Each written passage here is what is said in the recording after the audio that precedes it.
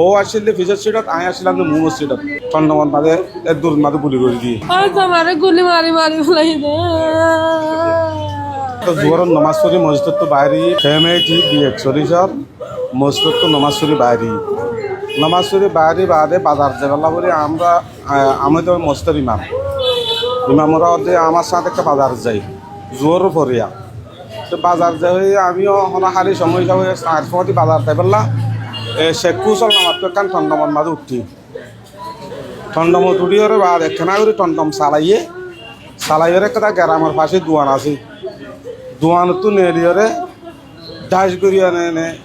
ও আসলে ফিজার সিটত আই আসলাম মু সিটত টন্ডমত মাঝে দূর মাঝে গুলি করে দিয়ে বাদে তারা আরে দূর যাই মানুষ জোর দিয়ে তারপর আহতি তারা দর গুলি করে দিতে পারলাম মানুষ দর হ্যাং হয়ে যাওয়ার বাদে নুরাসন বাদে আরুগুয়া আবু শহীদ বা দারুগুয়া আনিস আমি 2-3 জন দেখছে তারা গুলি করি বাদে দুই যাতে দর হয়ে যাওয়ার বাদে আর পরিমাণ গুলি বাদে ইনার 10-12-13 জন পর্যন্ত আসছে এটার আর সুশান্তের সম্মিলিত আছে আর কাসিম আবুল ফয়াজ বলে কাসিম আবুল ফয়াজের পয়েন্ট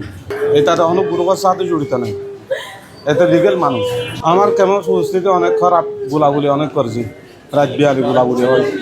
2টার পরও হয় 1টার পরও হয় বা দিকে জরকার হিসাবে বিষয় হলে আরও গোলাগুলি হয় এপিপিএন যারে সমন মারে নিজাম এপিপিএন যদি চলে আইয়ে বা আরও গোলাগুলি হয়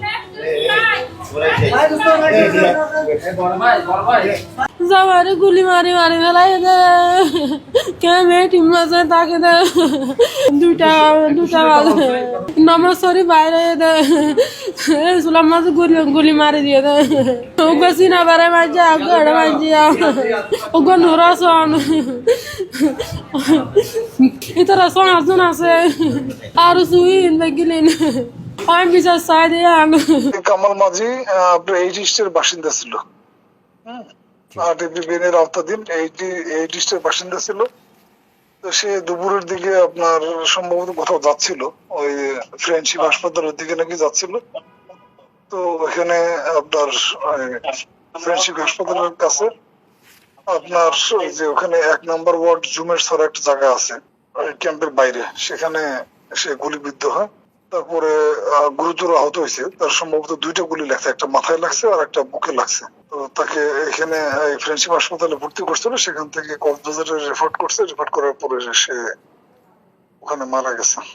এটা তো অবশ্যই ধরেন একটা মানুষকে গুলি করছে, আপনার আধিপত্য বিস্তার বা পূর্ব শত্রুতার জের তো অবশ্যই আছে, তাহলে কেন তাকে মারবে না। কারা মারছে সেই বিষয়টা এখন পর্যন্ত আমরা নিশ্চিত হয়নি, তবে আমরা অভিযান চালাচ্ছি। ওখানে এক্সট্রা ফোর্স পাঠানো হয়েছে,